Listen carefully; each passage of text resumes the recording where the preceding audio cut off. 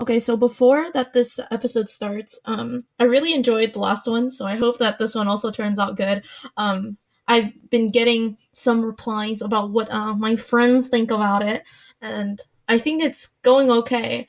I actually really liked this.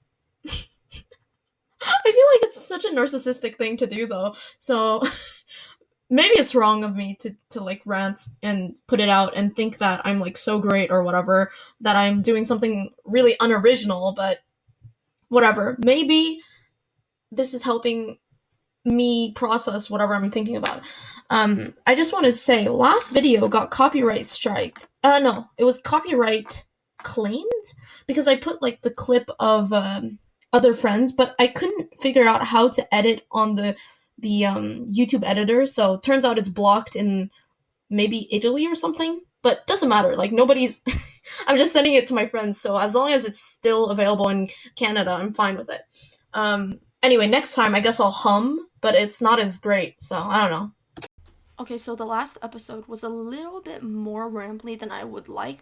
I'm gonna try to keep this on a certain organized schedule. I wrote a more defined list, and I'm just gonna go one at a time so that I don't like have to go through multiple subjects in different places. And I'm also gonna put timestamps because Kiani was like, "Oh," she said something about like what does it talk about, and I was like, "Oh, I should probably do some timestamps so that it's clear where the blah blah whatever you want is, because on YouTube if you click on it in the description or in a comment, you're able to go directly to that time, and so you wouldn't have to listen to the stuff you don't want to listen to, and you can go straight to the stuff you love, if you want to say that. Okay. I also realized that I don't know how comfortable I am with posting the videos totally public, so I'll see if I put them public. The first one I put it as unlisted because I think I'm still experimenting and I'm not confident enough to say that I want it totally public, if that makes sense. Like, I don't even know why I'm doing this because it doesn't matter really, but I feel like if I keep it unlisted and I can technically choose who I want it to listen to it, then I can be more honest and basically have a very like open line of communication, because I know usually like you're if we're friends, you're probably just gonna text me about it, which is super cool. Like Lexi texted me about all her thoughts and everything. Well, a lot of you, but Lexi really went in on it, and I obviously love that. Lexi is just the best at a queen at not being concise, but making a whole lot of sense. Very grandma wise, if that even makes, I don't know. Maybe that's dumb. And yeah, it's interesting to see what people extrapolate from what I say, because, I'm an idiot or whatever. I'm not an idiot, but I'm just some girl that's rambling about whatever she wants, right? And sometimes I say dumb stuff. That's why I'm like very uncomfortable. I'm very unconfident about the fact that I need to edit everything. Although it takes like so long to edit since it's like an hour video, I still think it's better to clarify or to, because I don't want anyone to misinterpret what I'm trying to say. And I feel like when I say it the first time, like I'm much better at expressing myself via text, and yet I still prefer this raw, uncut, genuine, authentic, whatever you want to call it, thing, because it feels like you're being honest and you're just talking to me, even though I'm talking for like a whole hour, which is crazy. Imagine living with me. I know, right? Ask my parents. LOL. Oh my gosh. Did I just say? Never mind. Also, that's like another thing that I wanted to talk about, but I'll put it at the bottom of the list so that I can keep it going in order.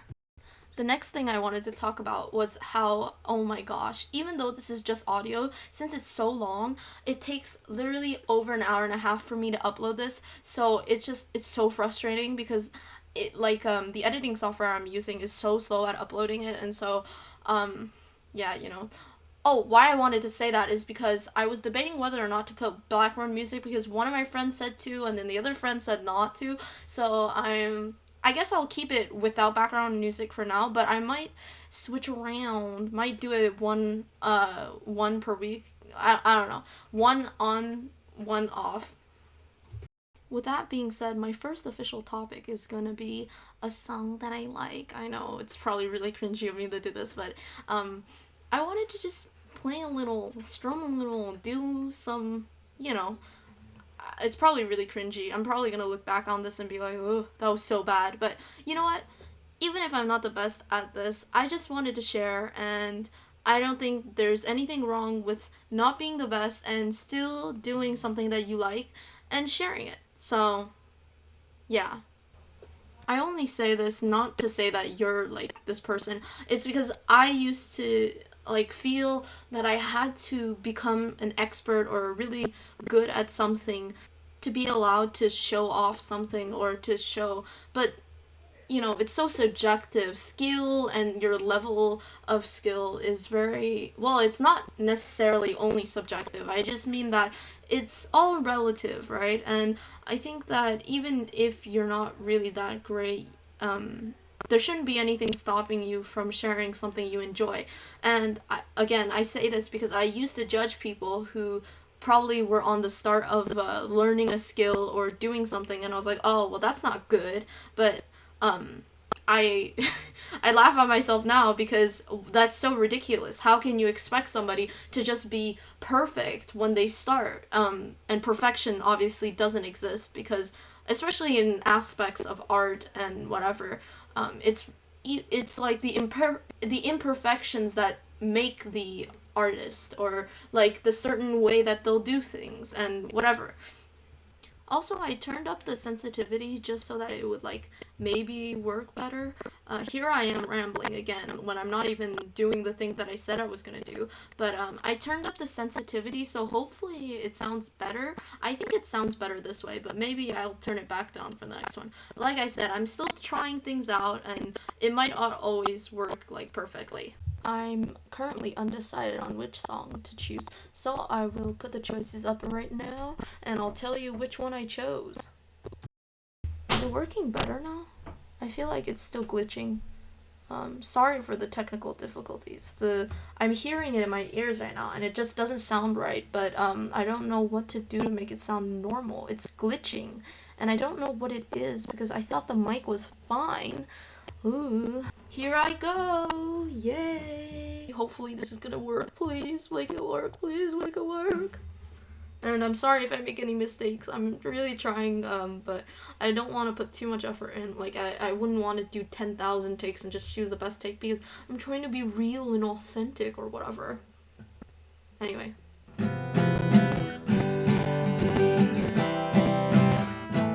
Was the wicked and wild wind blew down the doors just to let me in. Shattered windows and the sound of drums. People couldn't believe what I'd become. Revolutionaries wait for my head on a silver plate, just a puppet on a lonely string. Oh, who would ever want to be king? I hear Jerusalem bells ringing, rolling cavalry choirs are singing. Be my mirror, my sword and shield, my missionaries in a foreign field. For some reason I can't explain, I know St. Peter won't call my name. Never an honest word, and that was when I ruled the world. Okay, so I finally figured out what the issue was. I just wasn't using the right mode for the mic. I'm still getting used to learning to use it and all that. Hopefully it's not gonna glitch anymore, but sorry about that. Like, I know that it probably was a nightmare to listen to, all the little you know?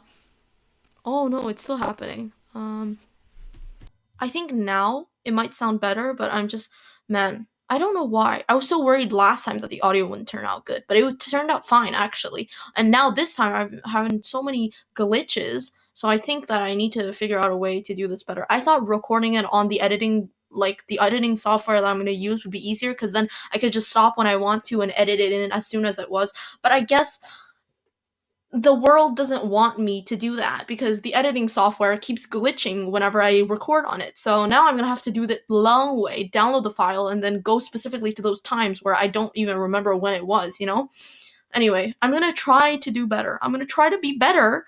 Who knew that when I had that janky, like, holding it in your hand thing, it would be easier? Like, doesn't make any sense, honestly.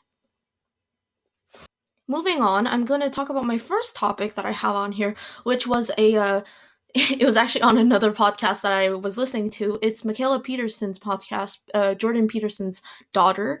And she has a lot of interesting guests on. And the episode that I was listening to was the one with Malice something. I forgot his name. And I thought it was gonna be ridiculous when she said, well, I thought it was gonna be like crazy or something, when she said that he was an anarchist. Because in my mind, anarchy is just, it doesn't work. And I'm not necessarily saying like authoritarian works either, but anarchy is just, it seems very wild, honestly. Which I guess he's not necessarily, well, he says that he calls himself an anarchist, but I guess in American politics, he'd be more considered just a libertarian, maybe? I don't know. Very, basically no government and just a couple of rules. And so I would say that's kind of a libertarian, but I'm not trying to get into politics because politics is not boring, it's just not fun, not cute, or whatever. Although his thing is kind of political, whatever. You can skip through this if you don't want to listen to it. And so, anyway, he says that he's an an anarcho-capitalist.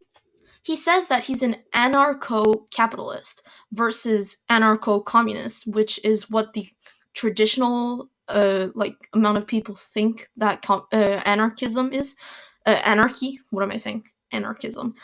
Anyway, so he thinks that there's a stark difference because he believes that the initial idea was anarcho-communists who believe that, somehow if there was no government, then everybody would be equal, which seems very unreasonable because if there was no government, like people, there would still be levels and hierarchy. I don't think that if you just didn't have government, there wouldn't be. But they believe that the government made people want to have different levels.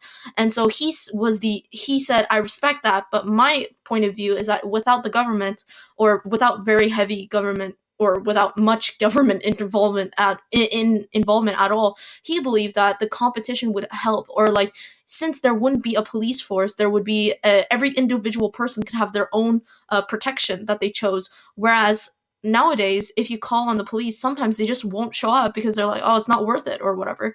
And there's also the whole thing where in COVID, it's a lot of people call it draconian measures because it's so extreme that we're not allowed to do like anything, literally. We're not allowed to see people at all unless you go to school, and or if you go to the grocery store a lot. Yeah. And so I thought that was really interesting because in his mind perspective, he thought that without the government, people would learn to like compete better without huge powers telling you what to do. I'm guessing obviously he isn't saying he's saying that there would be still rules of like, no killing people and stuff that is obviously criminal, but a lot of the things that we think are kind of useless about the government wouldn't be there, I guess. That's just what I got from it. Anyway, I thought that was interesting. That's just a little tidbit that I thought of.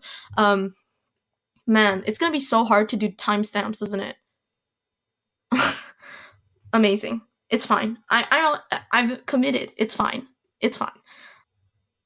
I don't know if anybody's gonna find this interesting, but I thought it was interesting, so man, I am such a narcissist. Like, obviously, I'm making this podcast. Like, you have to have some sort of a. Oh, and also, just a little side thing about that. Because I think that a lot of people think that you can only be a narcissist if you have narcissistic personality disorder, which is the actual diagnosis, but you can still be on the spectrum. Like, you can have certain tendencies that would lean narcissistic. Because I saw this in a YouTube video where it was like, are all YouTubers / celebrities narcissists? And it would seem that they are higher on a chart of like, there's a certain amount of points that you can get as a narcissist, and I think it's on 40, and if you're a narcissist, it's like 21 and up, and usually, celebrities are just on under that. So they're basically an almost narcissist. I just thought that was interesting. So yeah, you can have narcissistic personality traits without being a narcissist. So I thought that was really interesting. So my topic was, before I got sidetracked, is that I thought it's interesting to explore what we like and we don't like as food. I know it sounds pretty dumb right now, but I swear it's interesting. It might really be interesting for real. I think that I know that they said something about every 7 years your taste buds change, but I don't know how true. Like, I don't know what the validity of that statement is. I know that you're like a new person because all your cells regenerate or whatever, but is that really true? Do you actually have different taste buds? I feel like I could fact check that. I'll do it in editing. I'll do it in post. So I'm not that picky of an eater. I feel I'm compared to other people, certain people that might even be listening. Um, I'm not that picky, especially when it comes to quote unquote white food. Like, I feel like if you give me a sandwich, I'm cool. You give me a burger, you give me fries. Obviously, almost everybody loves fries, but like I love sandwiches, and um, if you add enough stuff into the salad, I'll eat it too. What else is there that I really like that isn't necessarily that special? I really like burritos, wraps, anything that's wrapped. Those are really good. But I feel like I like hunker them in. I just swallow them whole, so I never chew properly when it's a burrito because of how soft it is. It's like too easy, and I sometimes I'll feel uneasy for a while because I didn't chew enough. I really love multigrain stuff. Multigrain Cheerios, they're really good, or bread, or really anything. But I think I get pretty picky when it comes to like Asian food at home or something.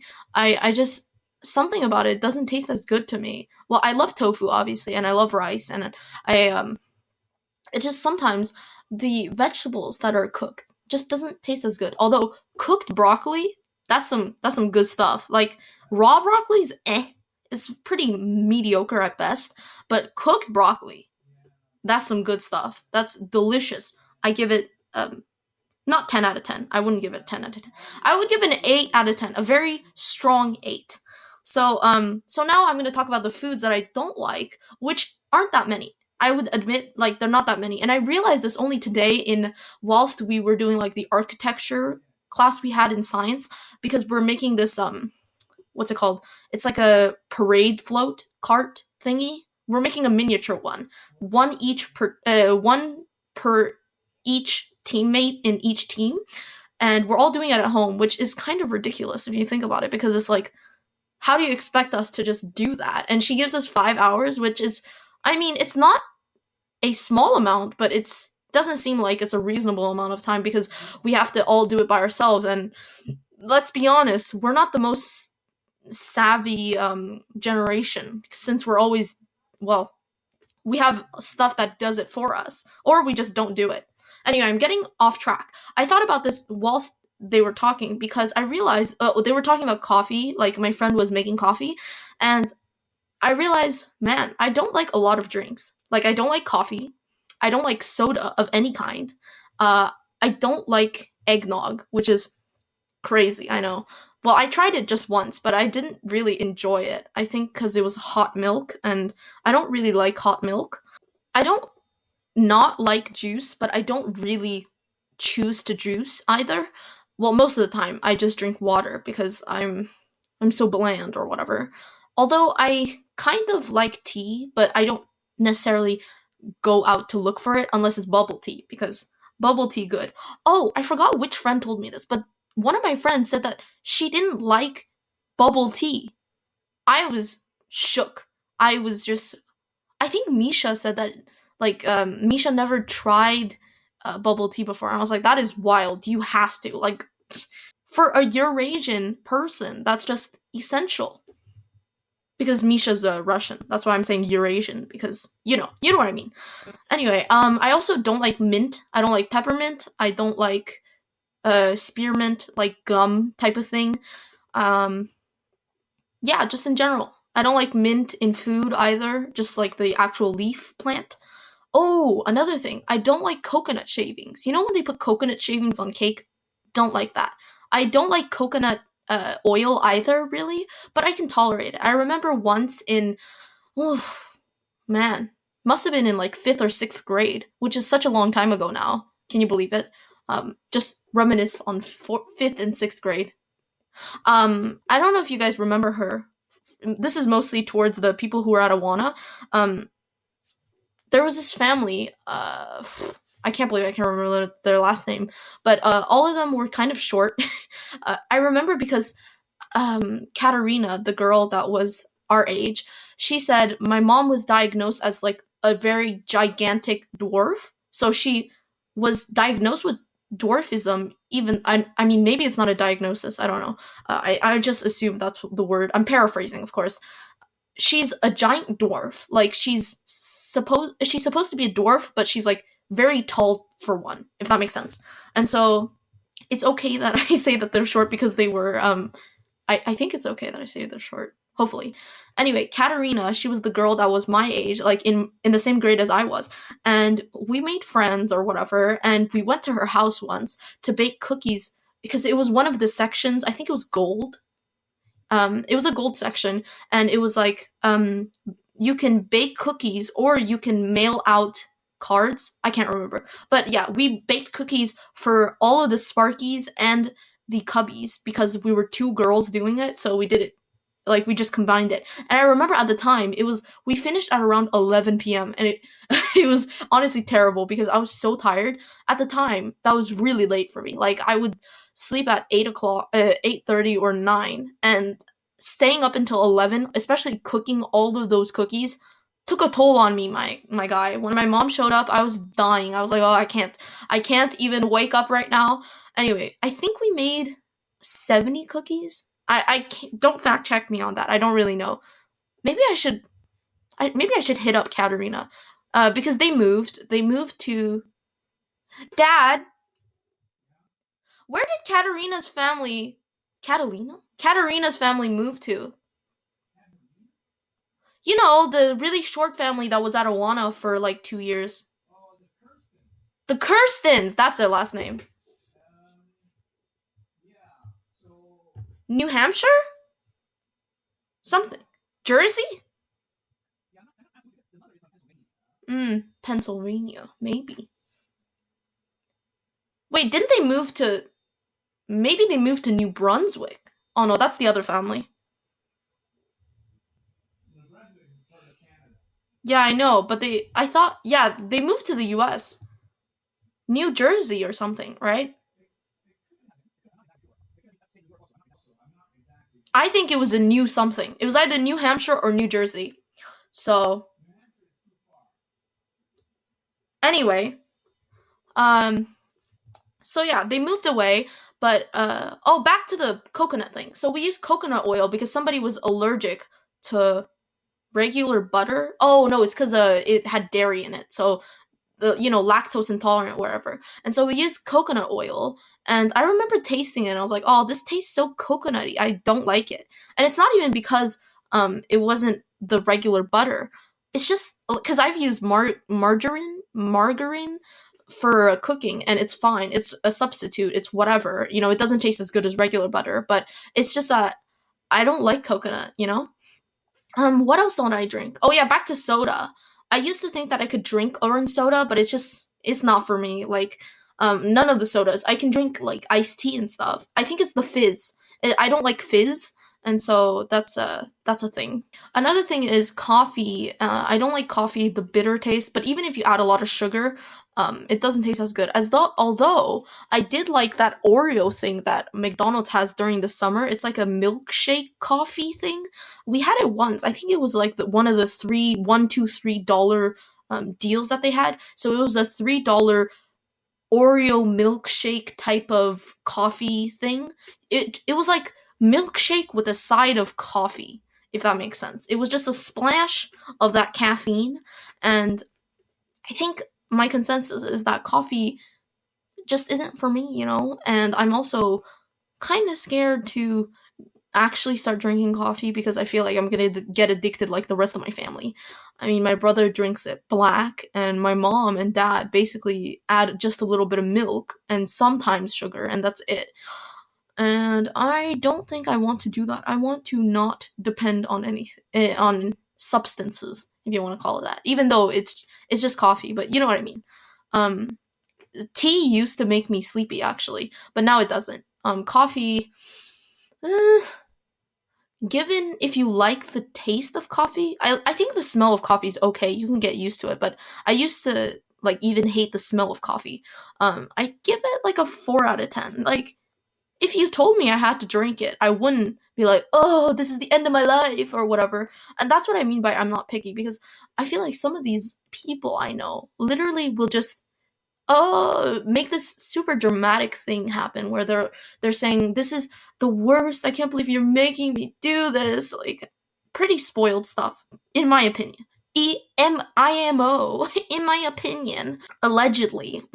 Oh, and this also goes for alcohol because, well, I don't know if Kenny minds. I'll ask her later if she's cool with me naming her, but like um Kenny also, what am I saying? Oh, right. So, Kenny, my friend, I remember we talked about how we've tried alcohol before. Oh no, we've done it before we were 16. How illegal, whatever. It's really not that bad because like it was probably just a lick a lick of alcohol, or in her case maybe a little bit more, but that's fine. I think it's not that big of a deal. I think if you make something, if you always put something up as something uh horrible until this, and then it's fine. It makes it, I guess, you put expectations that aren't supposed to be there for something that isn't that interesting or shouldn't be that important. I guess it's a form of idolatry, if you want to call it that. Because you're putting it up on a pedestal when it shouldn't be. It's just something that you consume. Anyway, I don't like alcohol, and I'm guessing it might change with age, but like, who likes the burning or the uncomfy feeling you get when it goes down? Like it's not fun. Although once, when we used to be able to see people, we used to have a Bible study that like with people at our house, and we would eat together on Saturdays. And once, I think it was like New Year's or something, they brought a strawberry beer. And I thought it was just so funny. It's basically strawberry soda or something, and they put like a tiny bit of alcohol in it. And I took a sip, and it wasn't bad if you like fizzy stuff, which I don't. But I couldn't even taste the alcohol there. Like I genuinely couldn't taste the alcohol, and that was really interesting because usually you can taste the alcohol even if it's like a super sweet drink or whatever. For most of the rest of things, I there's a lot of things that I just wouldn't necessarily choose to eat if I was given a choice at a buffet or something. But I wouldn't refuse it if somebody gave it to me. There's a lot of foods like that where it's just I could live without, but I wouldn't refuse. Like if you told me I had to eat it, or if you just gave it to me, I would still eat it. It's just not that great. It's not my favorite, but it's not something I don't like, if that makes sense. That's most of the other foods. My next topic is catching up on the topics before that. The first one would be David Dobrik. I forgot a couple of details now that I thought about it because I guess I just rambled on and I didn't necessarily say it perfectly well. I said what I needed to say, but there are a couple things that I wanted to say extra. So consider this part two, updating with Hannah or whatever you want to call it. Um, So, trigger warning, R word, and SA will be discussed in the next section, and you can skip to the next timestamp that I have in the description below if you don't want to hear about this. Okay, cool. What's ironic about this whole situation is that David Dobrik is on an anti-bullying tour, which is very funny, like truly hilarious, considering the fact that he's currently in a very bad situation. And the bad situation is I forgot to mention it. I don't even know why I didn't mention it. Dirty Dom, a guy that, well, his name isn't Dirty Dom, but they just called him that. He was a member of the Vlog Squad previously, but he left. He left. He was no longer a part of it. I want to say around when Trisha left, probably a little bit after that, actually. But don't quote me on the time. I'm not totally sure which when he left. An article on Insider, maybe I think it's Insider News, came out, and it was about how Dirty Dom had SA'd, well, it's the R word, had SA'd and R worded two girls. Well, actually, one girl, but it was a expletive act. I'm just gonna say that. It was a very expletive act. And turns out that Jeff Wittick and Toddy Smith, they were other members of the Vlog Squad. They're still in the Vlog Squad, actually. They got alcohol that day to loosen the girls up. Because at first, turns out what am I saying? At first, Dirty Dom was like, put on his story, oh, who wants to have a... Check the video, dude. I'm just gonna put the word on the video. And this girl was like, oh, I have friends. And turns out, well, Trisha was there for this whole thing, actually. But then she left when she got uncomfortable with Jason, who should be thankful because he didn't participate in illegal affairs, crimes. So that's cool. Anyway, she turns out she just wanted to meet David, and she was like a fan or something. She was like, oh, you're so cool. Because he's a big YouTuber, right? And I think that's fine. I mean, both parties were like, it's cool, like, you can stay. And then, so it turns out that the wasn't going to happen. The act wasn't going to happen. But then in the vlog, David was like, but Dom was able to convince them, sleuth them, that's gross. Like, you can't just, somebody doesn't change their mind that easily, in my opinion. Like, I don't think it happens that way. I don't think consent happens that way. Anyway, so then turns out that they got alcohol to loosen these girls up because they were underage and they weren't able to get alcohol. And one of the girls, who was SA'd, she literally doesn't remember that night. And yet, sometimes in her dreams, like from the article, she says, sometimes I can hear his voice and it haunts me that I can't remember what happened that night. And, they made a video just making fun of me, basically, because in the video, in the vlog, it was like they were looking in on the room and it was horrible.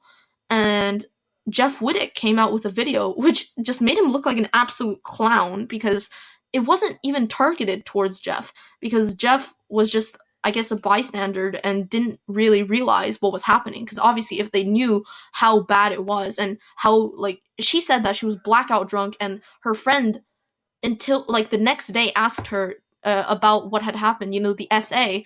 Well, at the time, they didn't know that it was SA because she didn't remember. And so she was like, what are you talking about? We were just having fun. And it literally, she told her, you don't remember? Like, because they had expletive acts done, and turns out the friend also came out and said, well, I could see that she was limp, like she had passed out, and he kept going on to her. Sorry if this is, I'll put another trigger warning, I guess. And so she, like, stepped in so that he could finish up and just leave. That's like, and at the end of their vlog, right, the vlog squad members were like, hey, something, something, at David's vlog, I mean, and it was like, we're all going to prison, and they all laughed about it as a joke. And now Jeff is like, oh, well, would you think that we made a joke like that if we knew that there was an actual crime happening? And I'm innocent. He said, I'm innocent a bunch of times. Nobody's accusing him of SA or R. We're just saying, like, you saw minors getting alcohol. Well, minors in the US. Here it's 18, but, in the US it's 21 for legal drinking age. And then you basically facilitated your friend who you filmed with after this. So clearly, he wasn't that terrible of a person if you kept filming with him. Anyway, I lost my train of thought. I'm just going to no, I'm not going to end that yet. I just have to say one last thing. And so it turns out, right, this is horrible. Like, actual SA, well, not that Seth's situation wasn't SA. It's just that this is R, which is, ooh, that's what it is. And so now people, and it's like, is it that funny? Weren't they, I mean, they must have felt uncomfortable at the situation to make a joke like that, because if if there was nothing wrong with it and it was all consensual, then why would you make a joke like we're going to prison? You know, there must be some jokes are always based on a certain part of truth, and so if you made a joke like that, then you must have felt uncomfortable, even if you didn't know that I went to SA or R. She was drunk, and you must have known, but you might not have realized she was blackout drunk. That doesn't make a difference. Like, you shouldn't have done that, you know? And now a word from our sponsor. This I just think that's funny. This video is sponsored by Raycon, Raid Shadow Legends, Chipotle, because that's another thing I want to say. Chipotle sponsored David Dobrik while this whole controversy is still happening. I thought that was just funny, very funny, honestly, because come on. I thought a couple of sponsors have already pulled out from David, like EA. He was able to buy a Lamborghini for his friend with the sponsorship from EA, so that's a huge loss that he had. And something barbershop, like something like that. That sponsor has also pulled out, and I mean, I don't know, attacking people's sponsors is quite wrong, but I think from these actions you realize that maybe all this power and fame is really getting to their head, because obviously if you have power and fame, it always gets to your head, but in this case, something has been missed, like very off the mark, you know? I believe what she is trying to say here is that for someone like David, who has a Machiavellian personality, it might finally give him a wake-up call that what he's doing is wrong, because he actually came out with an apology video, which wasn't an apology video, right? And it was clear that he wasn't sorry. He was just sorry that you saw it and that he was found out. I think that's all. I think that's all I'm gonna say on this topic for now, unless more stuff comes out. But I'm hoping not more stuff for their sake. For real, this is like a lot already, and I think even at the time, it's just that everyone loved David, so they were like, even if they had a certain feeling that something was off, because we're so well, even we feel that videos are not even real life, because a bunch of stuff that are done in videos, you're like, oh, I would never do that, but these are real people who are, even if it was planned beforehand, which this was obviously not, but even if there were certain parts of videos planned beforehand, it's just so weird. Like, I would never do that, and a lot of these things that like I said, I don't like David Dobrik's vlog, and I never did. But even if I did find this stuff funny, it's wrong. Like, and also, do you realize that? Well, you've probably never watched his videos, because I don't think any of my friends actually watch David Dobrik.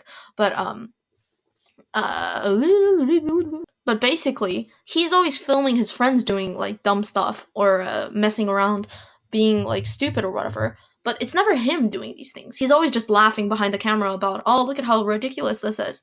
And so it seems like there's a big power imbalance between David Dobrik and the Vlog Squad. It's almost like they are coworkers technically, and they almost just don't are like, would they be friends if they didn't make money off of each other? Would they do the things that they do if they weren't guaranteed to have like a huge fat check at the end of the month, because they I don't know, motorcycled over the lake or something, over the pool that they have, because that's something that they actually did for, and the kid got hurt like really badly, the person that actually did it. And so, yeah. Anyway, circling back to Chipotle, I swear I'm gonna finish the YouTube section very soon. I know that it's so long and you probably don't care, but I wanted to make sure that it's clear. Chipotle also sponsored James Charles, who recently, well, okay, he's been. Maybe I shouldn't. It's like really complicated. It's probably going to take another 10 minutes for me to explain everything that's happened, but I'll just summarize really quickly what happened. 2019, Bye Sister, aka Dramageddon 2, aka Tati Westbrook, exposes James Charles. Blah, blah, blah. Tati Westbrook, a former, I guess she took James Charles under her wing and basically helped him get monetized and helped him get brand deals, all this stuff. She was 37 at the time, and James Charles was like 19, I think. When they first met, he was 17 though, and she was 35, I think. And basically, they're both in the beauty community, and she really was like, wow, I can totally mentor this person and it'll be great, blah, blah, blah. And she comes out with this 43 minutes actually, 43-minute video where she says, hey guys, I was wrong, and this person has a pattern of behavior that is so bad or whatever, because turns out James Charles has a big head. Who knew? Really, who knew giving a child so much power, influence, and money would do that? Shocking. I'm so shocked by this. Anyway, so she basically insinuates that he's a predator, and this is brought up to like Jeffree Star, and Jeffree Star says, yeah, Toddy said it, and it's totally real. That's my impression of Jeffree Star, because he's just a clown or whatever. Anyway, so then Shane Dawson also basically kind of says that this is also true because they convinced her to make the video. Or, well, like, she decided to record the video, but they manipulated her behind the scenes, let's say that. Anyway, so this comes out. James Charles is losing 3 million subscribers in 3 days. Literally, 3 million subscribers. And it's crazy because it's like, everyone's like, oh my gosh, he's a predator. That is wrong, obviously. And so everyone's unsubscribing or whatever. And then James Charles comes out with a apology video where he's like, it seems weird and it's off-putting. Anyway, and then he comes out with a real apology, not an apology video, an explanation video. Basically, he clapped back. He Uno reverse carded so hard, and basically he proved that he was innocent of all of these things, and it was just not true. And then that was basically it. He gained all his subscribers back, and Tati was losing again. But then she had gained, so it was like still more than she had begun with before the exposed video. So that's 2019. Dramageddon 2. We could talk about Dramageddon 1 too. That's 1, 2, and 3. 1 was honestly pretty funny, but I'm not going to talk about that. Anyway, so that was like huge drama on YouTube, like humongous. Everybody was covering it. Everyone was like, at first they were like, oh, we hate James now, blah, blah, blah. And then it was like, we hate Tati. And, obviously all of this was started over like James promoting another sugar hair bear at Coachella, because they gave him like an artist pass or something that he had very good pass at Coachella. And she got so mad, she was like crying. It was like, whatever. And that was basically the start of when she made the video, which I thought was hilarious. Like, that's the reason why you're gonna expose your friend for the past 3 years, because they made a mistake. They promoted a brand that wasn't yours. Come on. Anyway, so then 2020 comes, and Tati Westbrook releases another like 40-minute long video explaining, me and James are cool now, I've apologized to him, blah blah blah, and they're supposedly cool now. But they're not cool with Jeffree Star and Shane Dawson, because this is Dramageddon 3. Dramageddon 3, she goes, oh, Shane and Jeffree manipulated me, and I'm just such a victim. She loves playing the victim card. And I'm not saying that like it's untrue that she was manipulated, but I don't know how much of it. Like, I know that Jeffree Star is definitely a huge manipulator. Like, he's really good at this type of thing. But I know even though you were manipulated, you still made the choice, right? You could have asked other people around. And I know at the time, like, Shane Dawson and Jeffree Star were at the top of the world. Little would they learn that they're canceled now. Like, Shane Dawson literally doesn't upload videos anymore, and Jeffree Star basically doesn't either. We can talk about Shane Dawson getting canceled another day. That's a real good topic for discussion. It's very interesting to me. Anyway, so now she's putting all the blame on Shane Dawson and Jeffree Star, and all this stuff is coming up about Shane Dawson being like super racist and saying having racist characters in his old videos and still keeping it up and blah blah blah. All this drama starts unfolding. That's why I call it Dramageddon 3, because woo. And obviously James Charles seems to not have like really been affected, because he didn't come out with a video, but he's basically in support of Tati, exposing Shane Dawson and Jeffree Star for whatever. And then Shane Dawson humiliates himself on live. He made a live video answering, like trying to respond to Tati's video, but he was so emotional that it just made him seem like he was having a mental breakdown or something. Anyway, that didn't help his career, but he was also, everything was coming out, it wasn't seeing anything good. And yet Jeffree Star didn't respond, and he did much better. Well, he did respond, but like in a it's hilarious. You know how many apology videos he's made for his racist past? He's like, I'm not that person anymore. And it's just like, you are that person because you keep being that person, Anyway, I could get into detail, but I'm not going to because I'm trying to summarize, and this is my summarizing. I know I'm like not good at summarizing, but there's a lot of details to this that I'm not even talking about, and this is like the very, very, very like concise part. And so now this year, 2021, you could almost say it's Dramageddon 4, but it's like it's not quite because people are so scared to cancel James because we were so quick to judge him from the video that Tati made that now if you judge him too quickly, it's like, and it's almost that he's not as cancelable now. He's and not that cancel culture is good or whatever. I'm just saying that this is how the internet acts, and it's just interesting how people can just flip-flop on their opinions. But now for James Charles, it's like you have to be very careful how you feel about him. Anyway, so there were multiple people coming out saying that, oh, I was underage and James Charles messaged me and sent me explicit photos. Actually, the explicit works right there. I don't even have to put the word on top. Anyway, so it was certain photos were sent to minors by James Charles, who is now 22, I think, because, man, can you believe it? He was like 19 at the time for Dramageddon 2, and now he is 2021, 22 years old. You know how it is. And so, yeah, so he's an adult now, right? And he comes out saying, yeah, I did send those videos. That is me. So you're admitting to committing a crime, literally. And he said, but I didn't know. They told me that they were 16, that they were 18 at the time. I was just like, I don't know. And Angelica Ohl said this in her video. She said, if you are attracted to people, because the people that were exchanging certain lewd photos they looked young to me, at least. I wouldn't think that they're older than 18, and yet, he could go on Raya, which is a dating app for celebrities, because basically now he is considered a celebrity. He could go on that, and for sure he'd know the age, because if you just Google the person, you'd know how old they are, and there wouldn't be this type of issue, Anyway, so that happened, and I think, like, at first I was like, oh, maybe he's being naive, but now it's just there's too many people, and it's starting to feel like he's kind of doing it on purpose.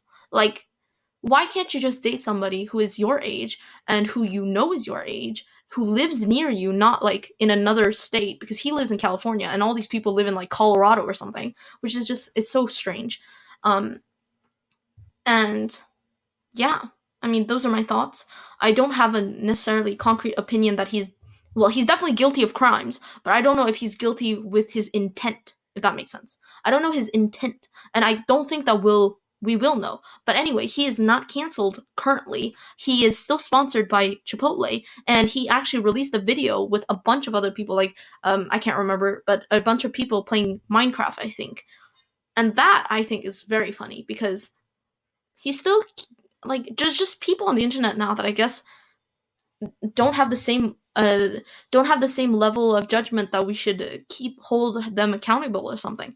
I don't know. It just seems weird to me. Anyway, that is literally 10 minutes. So I'm gonna try to do my next topic. So the next thing I wanted to talk about was how I not sure if it's right or wrong for me to feel this way, because I feel very validated that people like what I'm doing right now, but it might be wrong of me.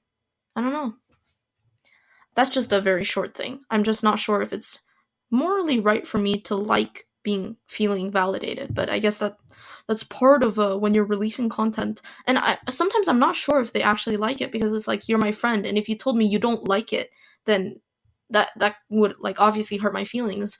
But sometimes I'm just not sure if they're being honest or if they're just saying that they like it because it's easier to say that you like it versus saying, well, I don't like it because of this reason. Like sometimes you just don't want to be that person critiquing something that somebody just made. I don't know.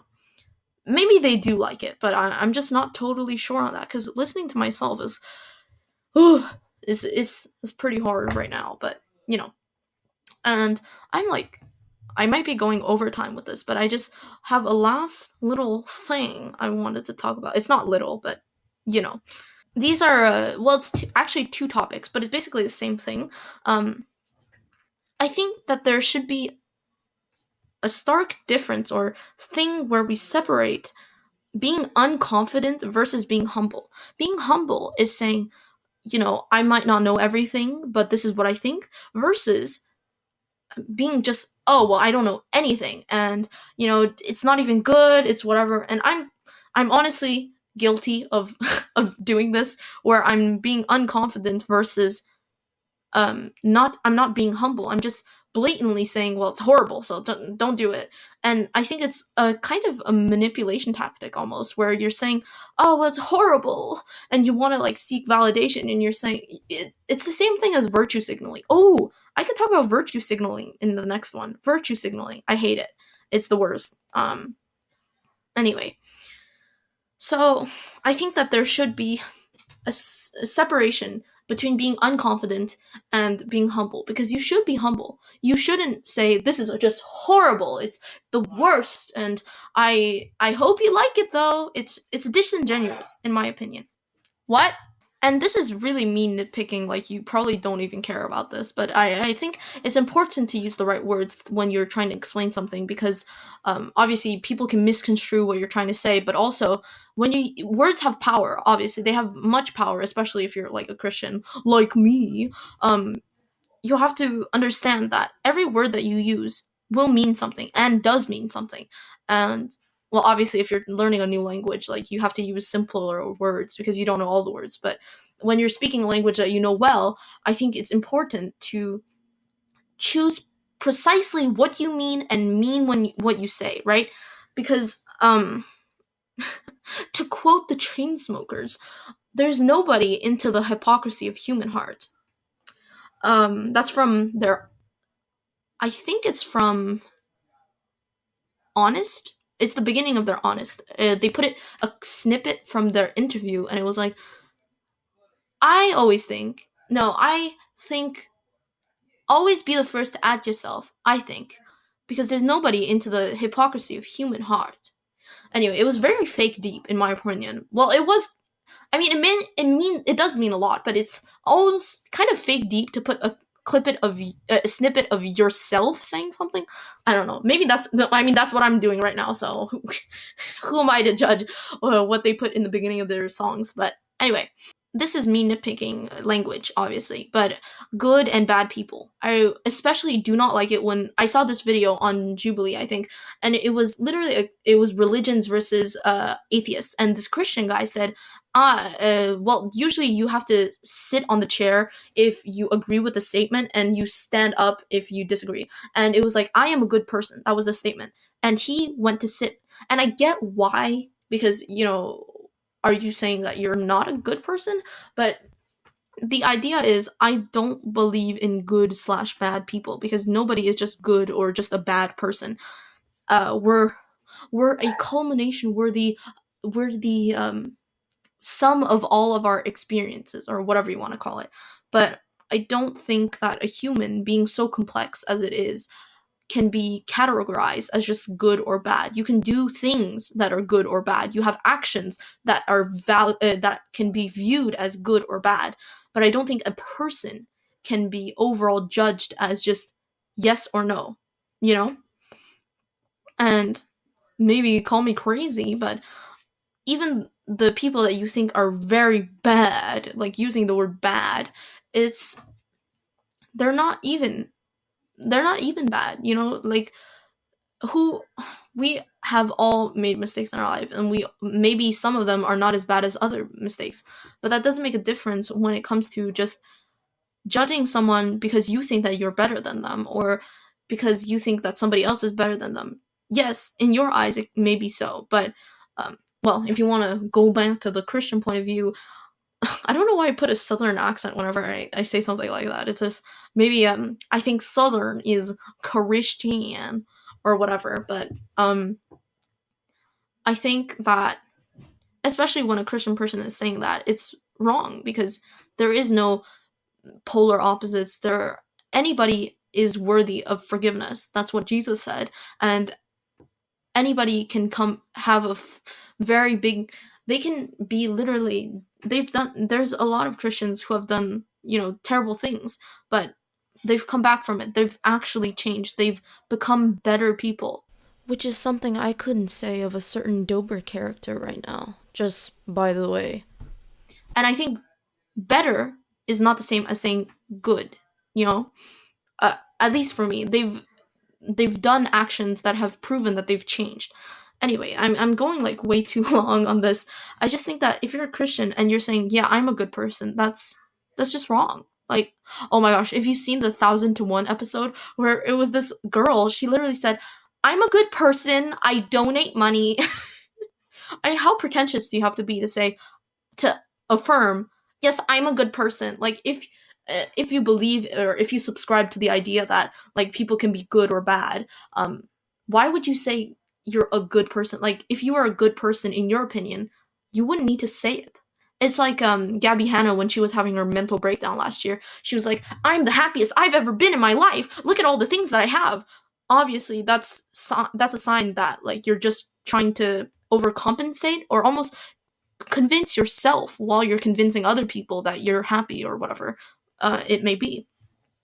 So then, the last thing I wanted to say that's a versus, one or the other, is sympathy versus empathy. I texted Lexi about this, and I didn't realize that I would say it at the end. I just thought that it would flow, but it is what it is. So let me just read you out here the sympathy versus empathy, right?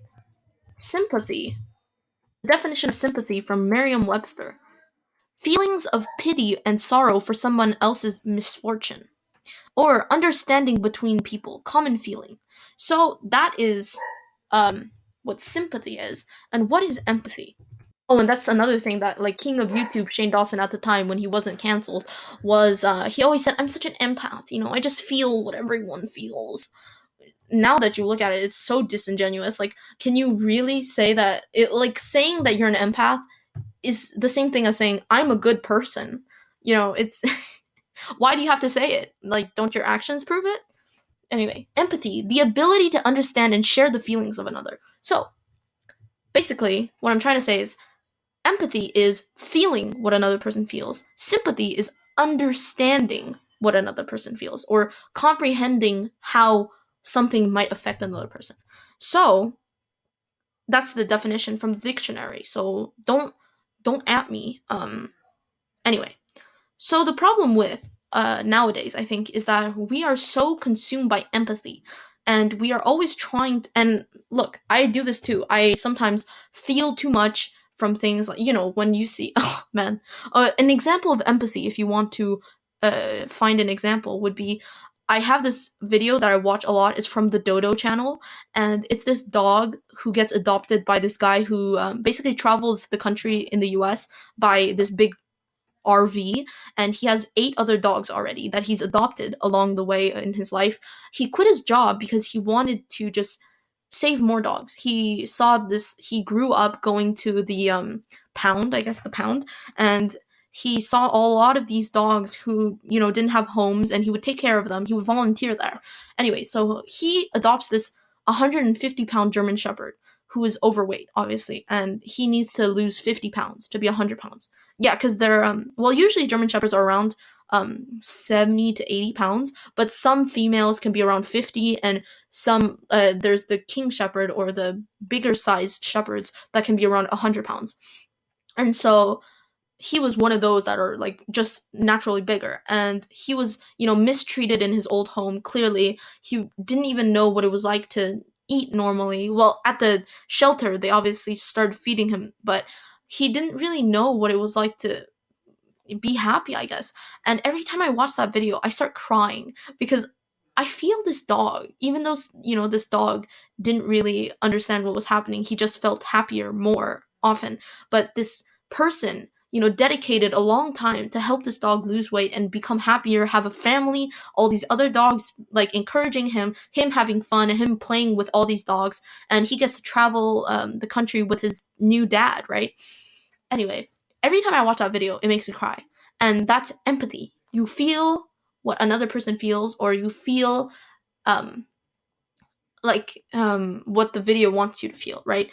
And then sympathy would be like understanding or having pity for somebody because of their situation, but you're not feeling how they feel, right?